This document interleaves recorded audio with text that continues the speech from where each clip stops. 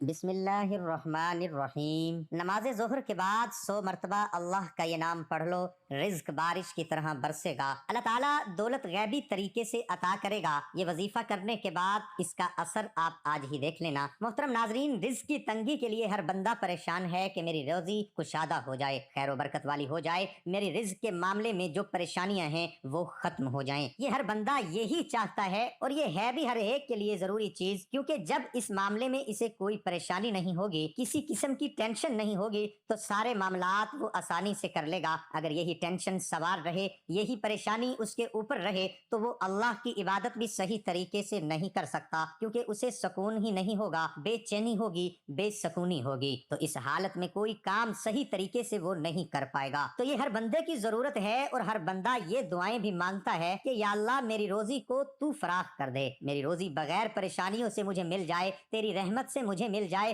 دعا تو اپنی جگہ پہ بڑی اہم ہے، کیونکہ دعا اللہ رب العزت ایمان والے کی اس کی دعاؤں اور حاجات کو پورا بھی کرتے ہیں۔ اس کے ساتھ اللہ نے کچھ طریقے بھی بتا دیے، کچھ محبوب صلی اللہ علیہ وسلم کے طریقے بتا دیے، اللہ سے مانگنے کا ایک اصول بھی بتا دیا کہ ان طریقوں سے، ان اصولوں سے اگر اللہ سے مانگا جائے تو پھر کوئی شبے والی بات نہیں ہے کہ وہ معاملہ پورا نہ ہو، وہ آپ کی درخواست اللہ کی بارگاہ میں رد ہونے کا امکان ہی نہیں رہتا۔ تو خاص طور پر روزی کے لیے جو بتایا گیا ہے، وہ وظیفہ بتانے سے پہلے میں ایک اور بات ضروری بتانا چاہتا ہوں کہ روزی کے لیے اہم چیز یہ ہے کہ 5 وقت کی نماز کی پابندی ہو تو پہلا فائدہ رزق کی تنگی دور ہوگی، اور نمازوں میں سے خاص طور پر ظہر کی نماز جو ہے وہ رزق کے لیے بہت ہی اہم ہے۔ جس طرح نفلی نمازوں میں چاشت کی نماز رزق کی تنگی کو دور کرنے کے لیے تمام علماء نے یہ بات لکھی ہے کہ اس سے بہتر عمل ہم نے کوئی نہیں دیکھا جو کہ رزق کی فراخی اور کشادگی کے لیے ہو۔ چاشت کی نماز ہے، اور چاشت کے بعد پھر پہلا وقت ظہر کی نماز کہا جاتا ہے۔ ظہر کی نماز بھی جو پابندی سے ادا کرتا ہے،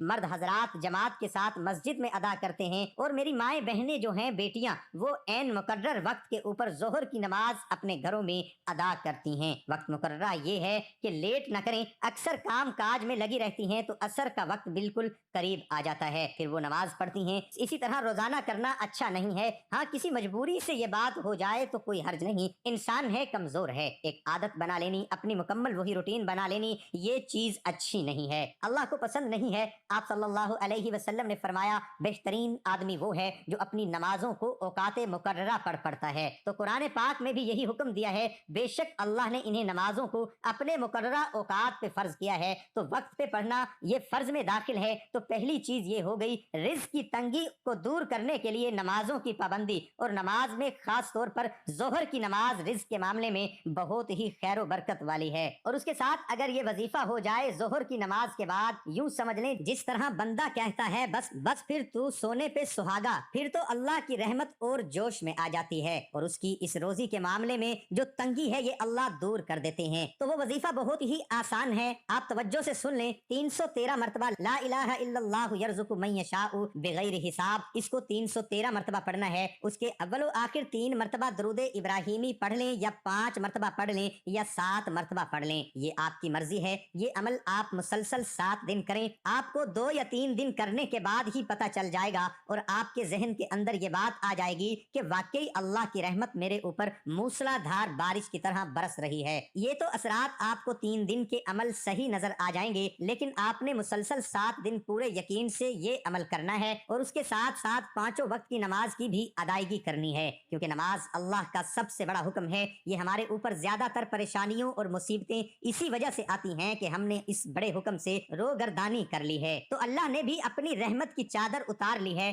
بڑا کوئی آدمی اللہ کی نافرمانی کر کے کامیاب ہو سکتا ہے، دنیا میں بھی جو اپنے ماں باپ کی نافرمانی کرتا ہے، اپنے استاد کی کرتا ہے، اپنے کسی بڑے بزرگ کی کرتا ہے، وہ بھی ناکام اور ذلیل و خوار ہوتا ہے۔ اور اللہ جو رب العالمین، احکم الحاکمین، جو بادشاہوں کے بادشاہ، ان کی نافرمانی کر کے بندہ کہاں سکون حاصل کر سکتا ہے۔ اس لیے میری تمام سامعین سے یہ درخواست ہے کہ وہ نمازوں کی پابندی بھی کریں، پھر انشاءاللہ یہ ایک وظیفہ نہیں، جو بھی وظیفہ آپ کریں گے وہ کارگر ثابت ہوگا، مجرب ہوگا، اور آپ کو اس کے فوائد نظر آ جائیں گے۔ تو اللہ رب العزت ان حضرات کو جو روزی کے معاملے میں پریشان ہیں، یا کہتے ہیں کہ ہمیں کوئی جاب نہیں ملتی، کاروبار نہیں چلتا، دکان نہیں چلتی، یہ سارے کاموں کے لیے یہ وظیفہ آپ کریں۔ وظیفہ دوبارہ سن لیں، آپ نے 313 مرتبہ ظہر کی نماز کے بعد پڑھنا ہے، لا الہ الا اللہ یرزق من यशाउ बिगैर हिसाब। अव्वलो आखिर आप 3 मरतबा दरूद इब्राहिमी पढ़ें या 5 मरतबा या 7 मरतबा, जिस तरह आप चाहें पढ़ लें। उसको पाबंदी से 7 दिन तक मुसलसल करें। इंशाअल्लाह अल्लाह आपको रोजी की फरावानी, रोजी की कुशादगी और खैर बरकत वाली रोजी अता फरमाएंगे।